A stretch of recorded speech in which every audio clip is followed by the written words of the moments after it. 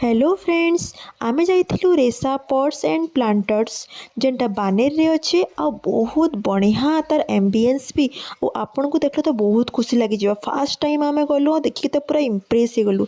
एते बड़ बड़ साइज रा प्लांट पॉट रखिछन आमे तो देखलु बहुत खुशी लागला और केतेटा आमे बाछि के आनलु पूरा एंटीक पीस बागिरी आ मते तो बहुत बढ़िया लगला।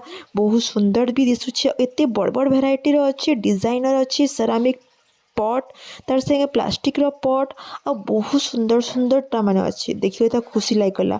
आपण जदि चाहुछन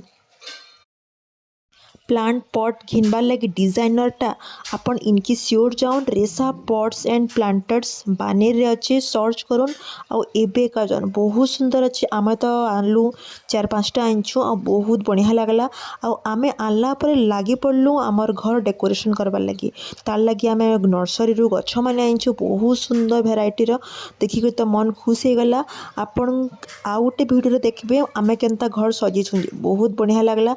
आपण आज ही जाउन आउ ई रेसा पॉट्स एंड प्लांटर्स के जाउन बहुत बढ़िया बढ़िया भेराइटी रो लाइट वेट वाला जेनटा कि इंडोर रे भी रखी पारबे और आउटडोर भी रखी पारबे बहुत सुंदर दिसबा। आपण घर पूरा एंटिक स्टाइल विथ प्लांट्स बहुत सुंदर हेबा।